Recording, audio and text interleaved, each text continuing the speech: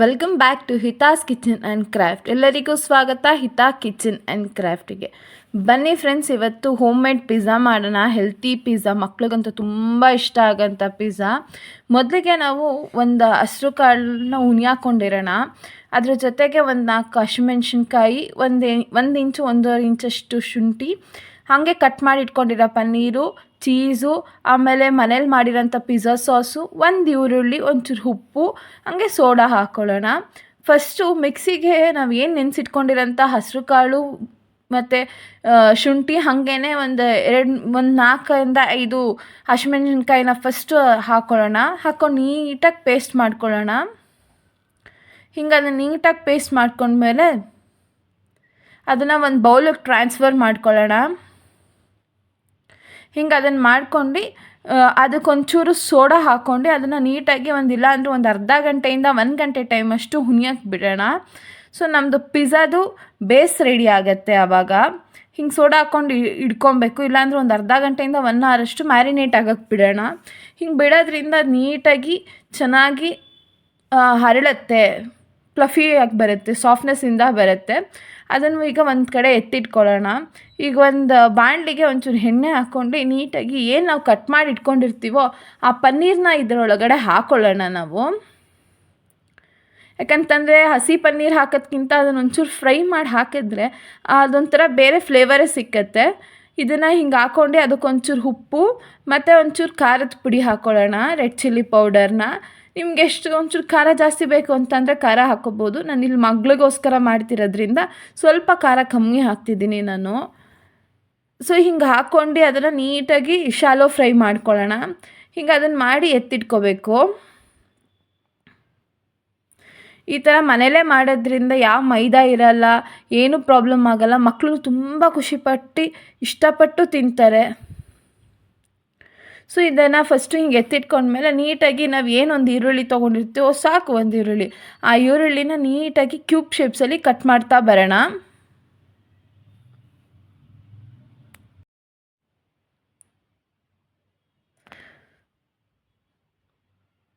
ಹೀಗೆ ಅದನ್ನು ನೀಟಾಗಿ ಕಟ್ ಮಾಡ್ಕೊಂಡ್ಮೇಲೆ ಕ್ಯೂಬ್ ಶೇಪ್ಸ್ ಮೇಲೆ ಅದನ್ನು ನೀಟಾಗಿ ಸಪ್ರೇಟಾಗಿ ಬಿಡಿಸಿಟ್ಕೊಳ್ಳೋಣ ಒಂದೊಂದಾಗಿ. ಸೊ ಹಿಂಗೆ ಬಿಡಿಸಿ ನೀಟಾಗೆಲ್ಲ ಇಟ್ಕೊಂಡ್ಮೇಲೆ ನೆಕ್ಸ್ಟ್ ಏನು ಮಾಡೋಣ, ಒಂದು ದೋಸೆ ಕಲ್ಲು ಇಟ್ಕೊಳ್ಳೋಣ. ಆ ದೋಸೆ ಕಲ್ಲಿಗೆ ಎಣ್ಣೆ ಹಾಕ್ಬಿಟ್ಟು ಕಾಯಿಸ್ಕೊಳ್ಳೋಣ ಒಂದು ಮೀಡಿಯಮ್ ಫ್ಲೇಮಲ್ಲಿ. ಅದಾದಮೇಲೆ ನಾವು ಹೇಗೆ ದೋಸೆ ಬ್ಯಾಟರ್ ಹಾಕ್ತೀವೋ ಅದೇ ಥರ ಹಾಕೋಣ. ಬಟ್ ಆದರೆ ಇಲ್ಲಿ ಏನಂತಂದರೆ ನಾವು ಪಿಜ್ಜಾ ಬೇಸ್ ಮಾಡ್ತಿರೋದ್ರಿಂದ ಸ್ವಲ್ಪ ತಿಕ್ಕಾಗಿರಬೇಕು. ಅದಕ್ಕೋಸ್ಕರ ಏನು ಮಾಡೋಣ, ಅದನ್ನು ಸ್ವಲ್ಪ ದಪ್ಪ ತಿಕ್ಕಾಗಿಡೋಣ. ಅದನ್ನು ಹಿಂಗೆ ನೀಟಾಗಿ ಅದು ತಿಕ್ಕಾಗಿ ಬಂತು ಅಂತ ಅಂದಾಗ ಬೇಸ್ ನೀಟಾಗಿ ಆಗತ್ತೆ. ಹೀಗೆ ಅದನ್ನು ಒಂಚೂರು ಎಣ್ಣೆ ಹಾಕ್ಕೊಂಡು ನೀಟಾಗಿ ಬೇಯಿಸ್ಕೊಳ್ಳೋಣ. ತುಪ್ಪ ಬೇಕು ಅಂತಂದರೆ ತುಪ್ಪನೂ ಹಾಕ್ಕೋಬೋದು, ಇಲ್ಲ ಬೆಣ್ಣೆ ಬೇಕು ಅಂದರೆ ಬೆಣ್ಣೆನೂ ಹಾಕ್ಕೋಬೋದು. ಮಕ್ಳಿಗೆ ತುಂಬ ಒಳ್ಳೆಯದು. ನಾನಿಲ್ಲಿ ತುಪ್ಪ ಯೂಸ್ ಮಾಡ್ಕೊಂಡಿದ್ದೀನಿ. ಹೀಗೆ ಅದನ್ನು ತುಪ್ಪ ಹಾಕ್ಬಿಟ್ಟಿಲ್ಲ ಅಂದರೆ ಒಂದು 2ರಿಂದ 3 ನಿಮಿಷದಷ್ಟು ನೀಟಾಗಿ ಲೋ ಫ್ಲೇಮಲ್ಲಿ ಬೇಯಿಸ್ಕೊಳ್ಳೋಣ. ಹೈ ಫ್ಲೇಮ್ ಬೇಡ, ಲೋ ಫ್ಲೇಮಲ್ಲಿ ಬೇಯಿಸ್ಕೊಂಡಾಗ ನೀಟಾಗಿ ಅದು ಕ್ರಿಸ್ಪಿಯಾಗೂ ಇರುತ್ತೆ, ಸಾಫ್ಟಾಗೂ ಇರುತ್ತೆ, ಒಂಥರ ಫ್ಲಫಿ ಟೈಪ್ ಇರುತ್ತೆ ಬೇಸು. ಹಿಂಗೆ ಅದನ್ನು ಬೇಯಿಸ್ಕೊಂಡ್ಮೇಲೆ ನೆಕ್ಸ್ಟ್ ನಾವೇನು ಮಾಡಬೇಕು, ನಾವೇನು ಮಾಡಿಟ್ಕೊಂಡಿರೋಂತಹ ಹೋಮ್ ಮೇಡ್ ಪಿಜ್ಜಾ ಸಾಸ್ ಇದೆಯೋ ಅದನ್ನು ನೀಟಾಗಿ ಅದ್ರ ಮೇಲೆ ಅಪ್ಲೈ ಮಾಡೋಣ.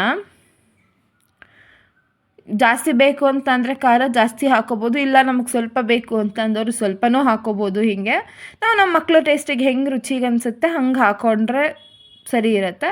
ಸೊ ಇಲ್ಲಿ ಪಿಜ್ಜಾ ಸಾಸ್ ಹಾಕಿದ್ಮೇಲೆ ಹಿಂಗೆ ಹಾಕಾದ್ಮೇಲೆ ನೆಕ್ಸ್ಟ್ ನಾವು ಚೀಸ್ ತೊಗೊಂಡಿರ್ತೀವೋ ಆ ಚೀಸ್ನ ಅದ್ರ ಮೇಲೆ ಸ್ವಲ್ಪ ಹಾಕೋಣ. ಸೊ ಇವಾಗ ನಾವು ಚೀಸ್ನ 2 ಸತಿ ಹಾಕೋದ್ರಿಂದ ಅದು ತುಂಬ ಚೀಸಿ ಚೆನ್ನಾಗಿರುತ್ತೆ, ಮಕ್ಳಿಗೆ ತುಂಬ ಇಷ್ಟ ಆಗುತ್ತೆ ಚೀಸು. ಹೌದು, ಕೆಲವ್ರು ಹೇಳ್ತಾರೆ ಚೀಸ್ ತುಂಬ ಅನ್ಹೆಲ್ತಿ ಅಂತ. ಇಲ್ಲ, ಚೀಸು ನೀಟಾಗಿ ಅದನ್ನು ತೊಗೊಂಡಾಗ ಅದ್ರ ತಕ್ಕಂಗೆ ಎಕ್ಸಸೈಸ್ ಮಾಡಿದ್ರೆ ಇಟ್ಸ್ ನಾಟ್ ಅನ್ಹೆಲ್ತಿ, ಅದು ಅನ್ಹೆಲ್ತಿ ಆಗಲ್ಲ. ಸೊ ಈ ಥರ ಚೀಸ್ ಹಾಕ್ಕೊಂಡು ಅದ್ರ ಮೇಲ್ಗಡೆ ನಾವು ಏನು ಕಟ್ ಮಾಡಿ ಇಟ್ಕೊಂಡಿರ್ತೀವೋ ನಾವು ಆನಿಯನ್ ಆಗಲಿ ಇಲ್ಲ ಅಂತಂದರೆ ಪನ್ನೀರ್ ಆಗಲಿ ಅದನ್ನೆಲ್ಲ ಆ್ಯಡ್ ಮಾಡ್ತಾ ಬರೋಣ. ಹೀಗೆ ಫಸ್ಟು ನಾವು ಏನು ಆನಿಯನ್ ಕಟ್ ಮಾಡಿ ಇಟ್ಕೊಂಡಿದ್ದೀವೋ ನಮ್ಗೆ ಯಾವ ಥರ ಬೇಕು ಆ ಥರ ಡಿಸೈನ್ಸಲ್ಲಿ ಅದನ್ನು ಹಾಕ್ತಾ ಬರೋಣ. ಅಥವಾ ಜಾಸ್ತಿ ಬೇಕು ಅಂದರೆ ಜಾಸ್ತಿನೂ ಹಾಕ್ಕೋಬೋದು. ಇದ್ರ ಜೊತೆಗೆ ನೆಕ್ಸ್ಟ್ ನಾವೇನು ಶಾಲೋ ಫ್ರೈ ಮಾಡಿ ಇಟ್ಕೊಂಡಿರೋಂಥ ಪನ್ನೀರ್ ಇದೆಯೋ ಅದನ್ನು ಇದಕ್ಕೆ ಹಾಕೋಣ. ನೀಟಾಗಿ ಇಟ್ಟು ಡೆಕೋರೇಟ್ ಮಾಡೋಣ. ಹೀಗೆ ಇದನ್ನು ಪನ್ನೀರ್ನೆಲ್ಲ ನೆಕ್ಸ್ಟ್ ನಾವು ಅದ್ರ ಮೇಲೆ ಚೀಸನ್ನು ತಿರ್ಗಾ ಒಂದು ಸ್ವಲ್ಪ ಟಾಪಪ್ ಮಾಡೋಣ. ಚೆನ್ನಾಗಿರುತ್ತೆ ಅದು. ಬೇಕು ಅಂತಂದರೆ ಇಲ್ಲಿ ಕ್ಯಾಪ್ಸಿಕಮ್ ಯೂಸ್ ಮಾಡ್ಕೋಬೋದು, ಮಶ್ರೂಮ್ ಯೂಸ್ ಮಾಡ್ಬೋದು ನೀವು, ಇಲ್ಲ ಅಂತಂದರೆ ಚಿಕನ್ನು ಯೂಸ್ ಮಾಡ್ಬೋದು ಇದರಲ್ಲಿ. ಬಟ್ ನಾನಿಲ್ಲಿ ಮಕ್ಳಿಗಲ್ವಾ ಅಂತ ಅಂದ್ಬಿಟ್ಟು ಜಸ್ಟ್ ಪನ್ನೀರ್ ಯೂಸ್ ಮಾಡಿದ್ದೀನಿ, ಸಿಂಪಲ್ಲಾಗಿ ಬೇಗ ಆಗೋಂಥದ್ದು.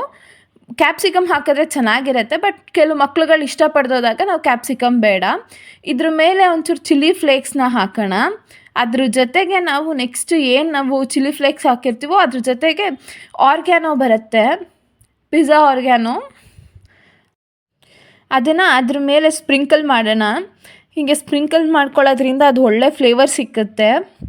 ಸೊ ಇದಾದಮೇಲೆ ಏನು ಮಾಡ್ಬೋದು ಅಂದರೆ ನಾವು ಏನು ಅದನ್ನು ಬೇಯಕ್ಕಿಡ್ತೀವೋ ಆವಾಗ ಅದ್ರ ಮೇಲ್ಗಡೆ ಲಾಸ್ಟಲ್ಲಿ ತುಪ್ಪನಾದರೂ ಹಾಕ್ಕೊಳ್ಳಿ, ಇಲ್ಲ ಅಂತಂದರೆ ಬೆಣ್ಣೆನಾದರೂ ಹಾಕ್ಕೊಳ್ಳಿ, ನಿಮ್ಗೆ ಯಾವ್ದು ಇಷ್ಟ ಆಗತ್ತೆ ಹಾಕ್ಕೊಂಡು ಹಿಂಗೆ ಕ್ಲೋಸ್ ಮಾಡಿ. ಇಲ್ಲ ಅಂದರೆ ಒಂದು 5 ನಿಮಿಷ ಬಿಟ್ಟರೆ ನಮ್ಮ ಪಿಜ್ಜಾ ರೆಡಿ ಆಗಿರುತ್ತೆ. ಹೆಲ್ತಿ ಸ್ನ್ಯಾಕ್ಸ್ ಅಂತಲೂ ಹೇಳ್ಬೋದು, ಹೆಲ್ತಿ ಪಿಜ್ಜಾ ಅನ್ಬೋದು. ಮಕ್ಕಳು ತುಂಬ ಇಷ್ಟ ಆಗುತ್ತೆ, ಇಷ್ಟಪಟ್ಟು ತಿಂತಾರೆ. ಸೊ ಯಾವ ಮೈದಾ ಇರಲ್ಲ, ಏನಿರಲ್ಲ. ಮೈದಾ ಇಲ್ಲದೆ ಇರೋಂಥ ಹೆಲ್ದಿ ಪಿಜ್ಜಾ ಸ್ನ್ಯಾಕ್ಸ್ ರೆಡಿ ಇದೆ.